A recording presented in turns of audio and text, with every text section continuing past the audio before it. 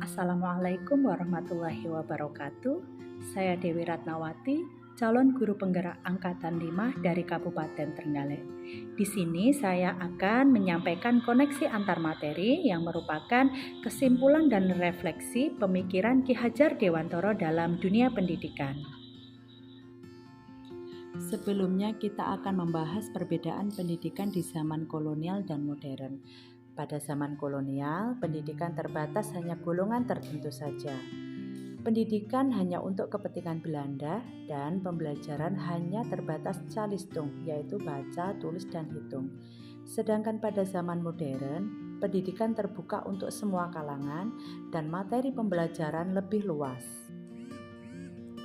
Sedangkan persamaan pendidikan zaman kolonial dan modern yaitu tempat menuntut ilmu dan terdapat jenjang pendidikan, sekolah dasar, sekolah menengah, dan perguruan tinggi. Di sini kita akan membahas 3 kerangka perubahan. Yang pertama, kodrat keadaan, prinsip perubahan, dan apa yang berubah. Kodrat keadaan ada 2, yaitu kodrat alam dan kodrat zaman.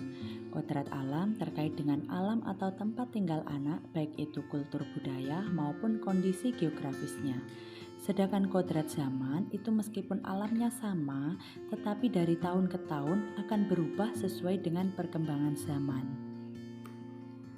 Prinsip perubahan itu ada 3 asas trikon, yaitu kontinuitas, konvergen, dan konsentris.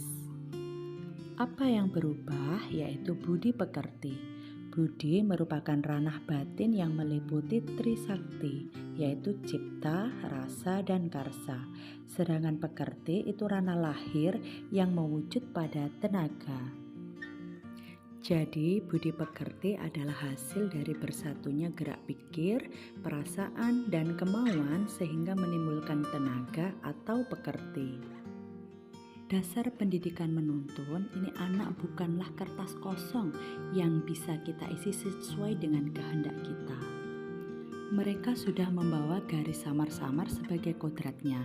Pendidik hanya dapat menuntun tumbuh atau hidupnya kekuatan kodrat yang ada pada anak agar mereka dapat mencapai keselamatan dan kebahagiaan yang setinggi-tingginya. Sedangkan prinsip-prinsip pengajaran dari Ki Hajar Dewantoro yaitu ing ngarsa sung tulodo, ing madya mangun karso, dan tutwuri handayani. Sebelum mempelajari modul ini, saya percaya bahwa anak adalah kertas kosong yang harus ditransfer ilmu oleh guru. Tugas guru hanya mentransfer ilmu pengetahuan dan keterampilan sebagai suatu paket ilmu pengetahuan yang sesuai dengan tuntutan kurikulum. Pembelajaran lebih banyak dilakukan di ruang kelas.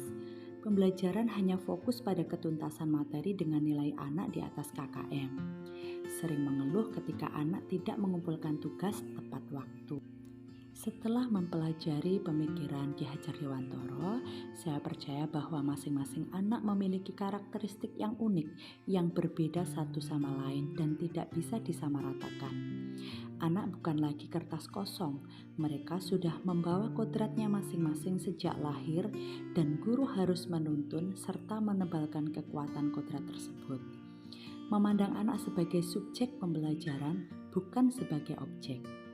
Sesekali mengajak anak bermain dan belajar di luar kelas agar anak mendapat pengetahuan dengan cara yang menyenangkan. Setelah mempelajari filosofi Ki Hajar Dewantoro, saya berusaha untuk menjadi suri tauladan yang baik, memberi semangat serta dorongan kepada peserta didik dalam menanamkan nilai karakter kedisiplinan, gotong royong, dan tolong menolong dalam setiap kegiatan di sekolah. Meningkatkan karakter anak dengan pembiasaan baik seperti budaya 5S, berdoa sebelum dan sesudah melakukan kegiatan, mengucapkan terima kasih, memohon maaf yang baik jika melakukan kesalahan, dan membudayakan budaya lokal. Memberikan kebebasan anak untuk berinovasi dan mengembangkan kodratnya.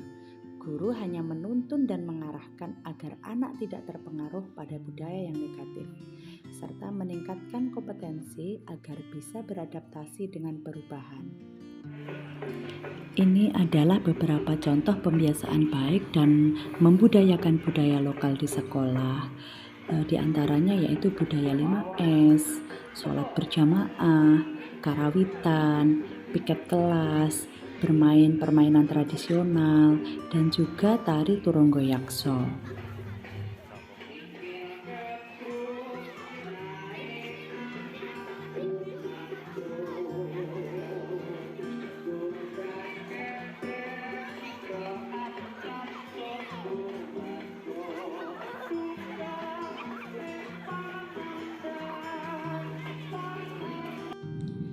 Dari uraian tadi dapat diambil kesimpulan yang pertama, pendidikan merupakan menuntun anak sesuai dengan kodratnya. Yang kedua, pendidikan harus berhamba pada anak.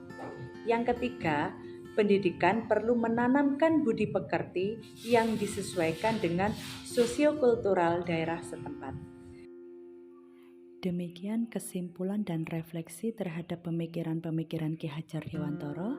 Terima kasih. Assalamualaikum warahmatullahi wabarakatuh. Salam dan bahagia.